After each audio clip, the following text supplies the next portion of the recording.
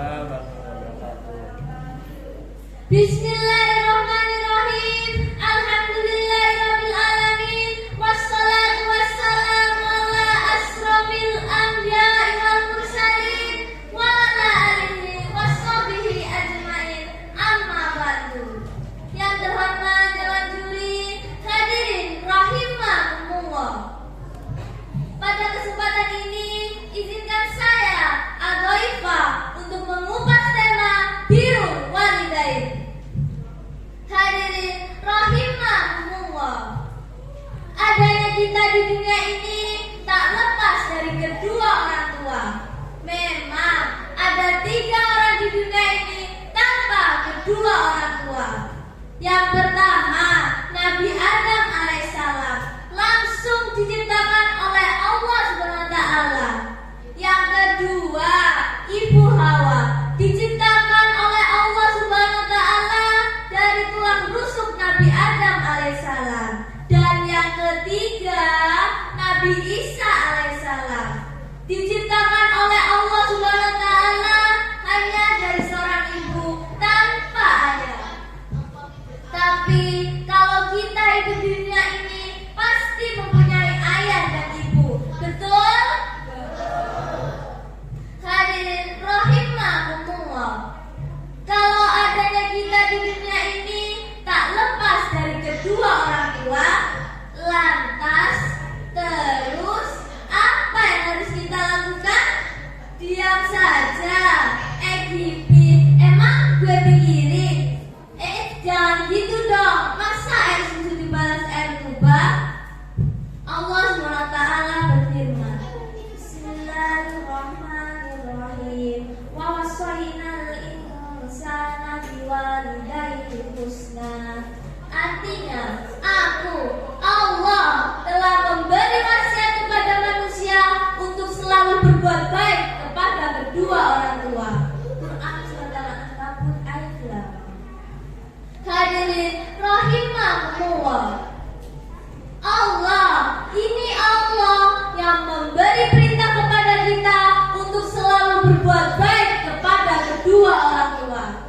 Berarti kalau kita tidak berbuat baik kepada kedua orang tua, maka berdosa, masuk neraka. Nah, tuh tahu. Tapi mengapa di zaman sekarang ini masih banyak anak yang kurang berbakti kepada kedua orang tua? Ya kan? Ya kan? Saya sendiri juga masih sering bantu loh sama orang tua. Hadirin, mari kita tengok kehidupan di zaman Rasulullah. Tahu sahabat Al-Qamah? Beliau ini orang yang rajin sholat, rajin sedekah, juga selalu ikut jihad bersama Rasulullah. Tapi beliau waktu sakaratul maut ternyata sangat sulit, bahkan tidak bisa. Semua sahabat pun heran, apa yang terjadi pada Al-Qamah? Kemudian sebagian sahabat sowan pada Rasul untuk mengadukan perihal Al-Qamah. Kemudian Rasul pun mendatangi ibunda Al-Qamah. Setelah berbincang dengan ibunda Al-Qamah, Rasul pun tahu bahwa Al-Qamah sering menyakiti hati ibunya, sehingga ibundanya tak mau memaafkan putranya. Kemudian Rasul pun bertanya pada para sahabat perihal Al-Qamah. Para sahabat pun menjawab, masih tetap sama ya Rasul, tidak ada perubahan. Kemudian Rasul pun kembali mendatangi Al-Qamah guna membujuk bundanya agar mau memaafkan putranya. Namun bunda Al-Qamah tetap saja tak mau memaafkan putranya. Kemudian Rasul pun meminta para sahabat untuk mengumpulkan kayu bakar. Ibunda Al-Qamah pun bertanya, ya Rasul, untuk apa kayu bakar itu? Maaf bunda, dengan terpaksa Al-Qamah akan saya bakar, jawab Rasul. Seketika itu bunda Al-Qamah menangis terseduh. Jangan ya Rasul, jangan bakar anak saya maafkan dia. Kemudian Rasul pun mendatangi Al-Qamah untuk menuntut syahadat. Al-Qamah pun langsung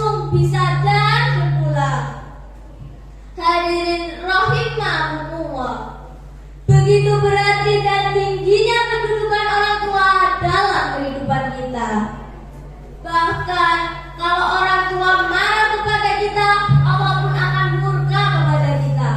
Seperti yang disabdakan Rasul, yang artinya ridha Allah karena ridha kedua orang tua, dan amarahnya juga sebab amarah kedua orang tua.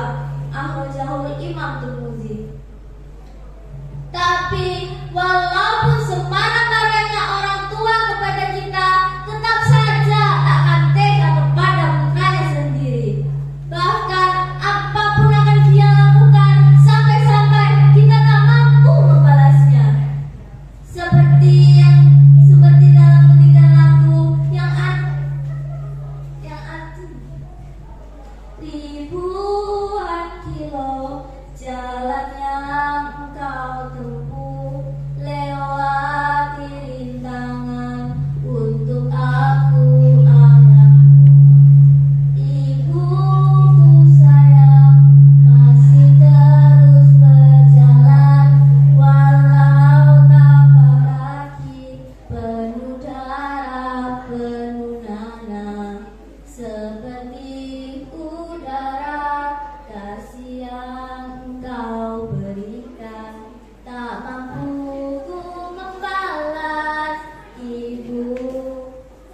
Hadirin rahimakumullah. Walaupun seorang bunda akan rela melakukan apa saja untuk putranya, tetap saja kita tak boleh menyakitinya.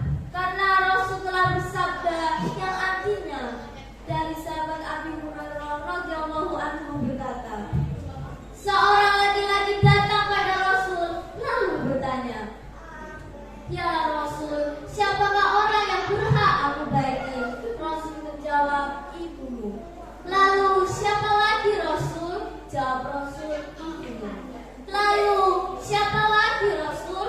Jawab Rasul, "Ibumu." "Lalu siapa lagi Rasul?" Jawab Rasul, "Ayahmu." Akhrajahul Imam Bukhari dan Muslim. Hadirin rahimakumullah.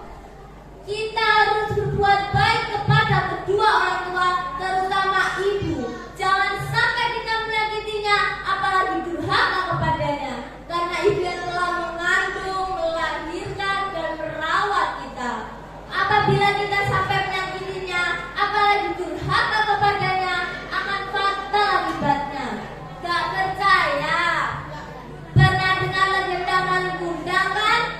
Akibat durhaka kepada ibunya, maka dikutuklah ia menjadi batu. Na'udzubillah, summa na'udzubillah.